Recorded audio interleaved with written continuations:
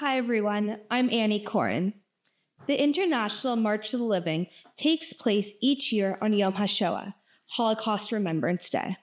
This year it marked the 80th anniversary of liberation of Auschwitz-Birkenau and the end of World War II in Europe. On the day of the march, we gathered at Auschwitz alongside 8,000 participants from more than 40 countries, including 80 Holocaust survivors, Jews and non-Jews alike. Before the march began, we traded pins, bracelets, and Canadian memorabilia with other delegations, building bonds across nations. Dressed in blue and white and wrapped in Israeli flags, we walked the 3-kilometer path in solemn silence from Auschwitz-Birkenau, carrying the memory of those who perished and those who survived. Each step was heavy with emotion, knowing the path we walked was one to the root of death. But I also felt a sense of pride in being Jewish, and pride in standing with thousands who share the responsibility of remembrance. As we passed through the gates of Birkenau, we placed small wooden plaques with handwritten messages on the train tracks and lit memorial candles to honor the 6 million lives lost. It was a moment of grief, remembrance, and resilience. We then gathered at a large outside stage to sing prayers, listen to stories, and to come together as a community. Unfortunately, a storm rolled in, and the ceremony had to be cut short.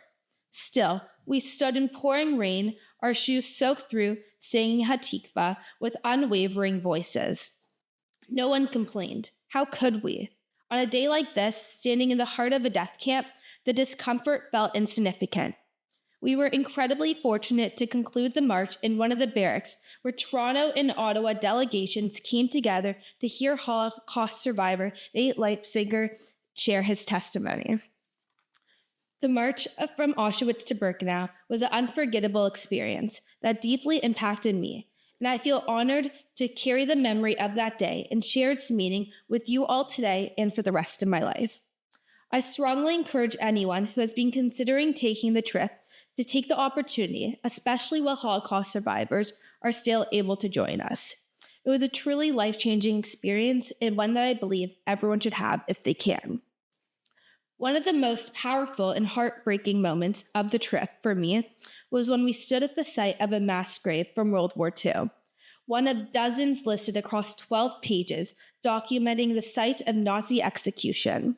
Here, Jewish children were thrown into dump trucks by Nazi soldiers as their parents screamed in terror.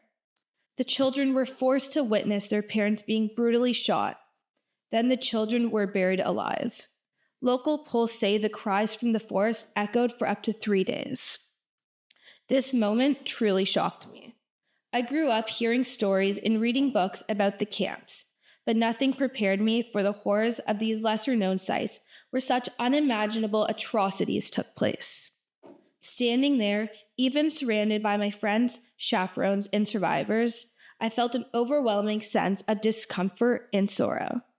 It was a feeling I couldn't escape, and one I know will stay with me forever.